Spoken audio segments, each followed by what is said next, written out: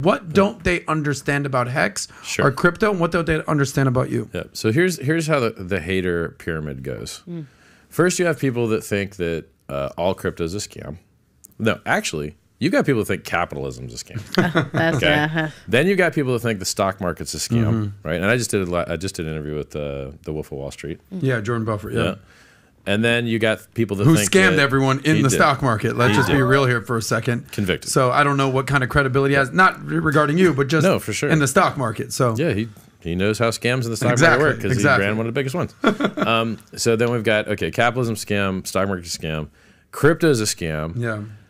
All of crypto is a scam except Bitcoin. All of crypto is a scam except Bitcoin, Ethereum. All of crypto is a scam except whatever you bought. Yeah. Right. And then you just have this hater list of and then I look at these things as tools, right? So when I go to my toolbox, I'm not like Phillips head's a scam. I'm only a Torx head maximalist. No, they have different parameters. People don't realize that the Phillips head was actually designed to strip out. So it's meant to not. I'm not going to get into the wood shop work of it, but let's not lose our listeners by getting into wood. Guys, buckle up your seatbelts and put on your hard hat. It's tool shop time. Tim the Toolman Taylor, Richard Hart in the house. I just installed 2 bidets for my mom last week. Nice. We saw that. Congratulations. I hope everything's clean in that house. You can watch me install a bidet in 30 minutes from start to finish. Nice. On my do YouTube. It all. You do it all. Anyway, the crypto hater world. Right. Go. So people are so damn stupid. I got to educate everybody. So first, Ponzi scheme, okay? A Ponzi scheme collapses because it owes people money that it can't pay. It promises returns that it doesn't generate actual profit to pay. And therefore, to make up for the lack of profit, they steal from the investments of other people, the newest people, to pay the oldest people. Bernie Madoff. And then it collapsed. Bernie Madoff, and so what are the parameters by which you know you're dealing with a Ponzi? 1, the original sin, the fraud, the lie. There is a lie. They say there's a business activity that is profitable and then you will share in that profit. And in reality, there is not a profitable activity and you will only get your money stolen to pay somebody else. And notice there's huge counterparty risk. There's a guy in charge. There's a dude in charge. So the Securities Exchange Commission exists to prevent this particular form of fraud. Doesn't always succeed. Bernie Madoff was licensed and regulated. Enron he ran the goddamn NASDAQ at some point. He was the chairman of the board of the NASDAQ, yes.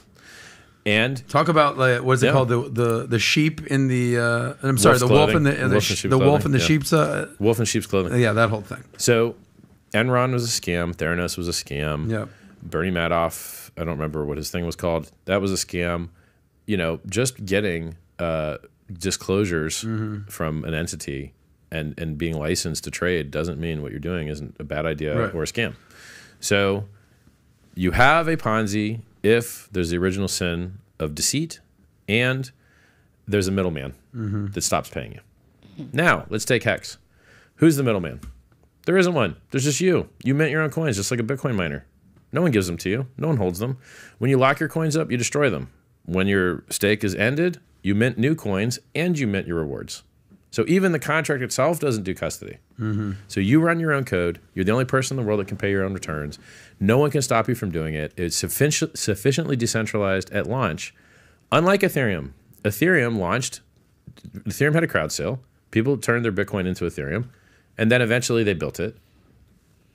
Bitcoin, they're working on it all the time. Hex is totally finished and complete and uneditable and unchangeable. It's the least security-like of anything. It's the least counterparty risk. It's the maximum 100% uptime. We've had flawless, perfect operation with 100% uptime.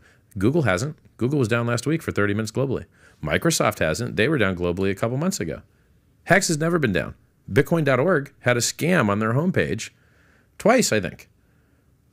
Hex dominates all these things. But for some reason, people are just immune to reality. You're like, guys, we're killing you. Well, let me ask you then. So fair to say with that explanation. So I beat the Ponzi one. Yeah, exactly. But we didn't do pyramid or bubble yet, which I'm ready next. But the answer is that it's neither of those. Is what I assume, right? Real cryptocurrencies eliminate counterparty risk and eliminate middlemen. So here's my question. There's a lot of fake ones because there's a lot of people. I want to get to the emotions. Like when people say that about you.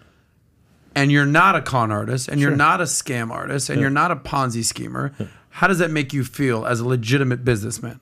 Well, it makes me very angry because I'm here. When they slander me and libel me, it makes it harder for me to change the world in a positive way.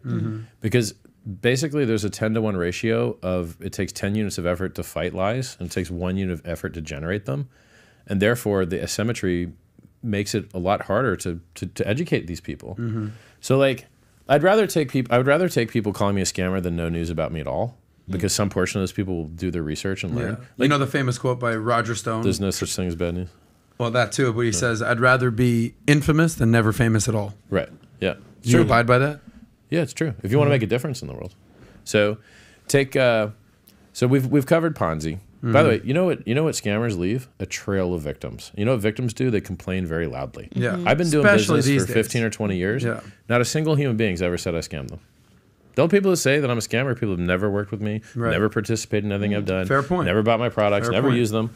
Like, I had a car stereo store. People still running around beating them trunks up with them. It works good. Everything I've ever done, I've given people a good deal, great product, great service, every single time. So if you like that clip, click right here to watch another. Or if you want to watch the entire Sozcast, click right here.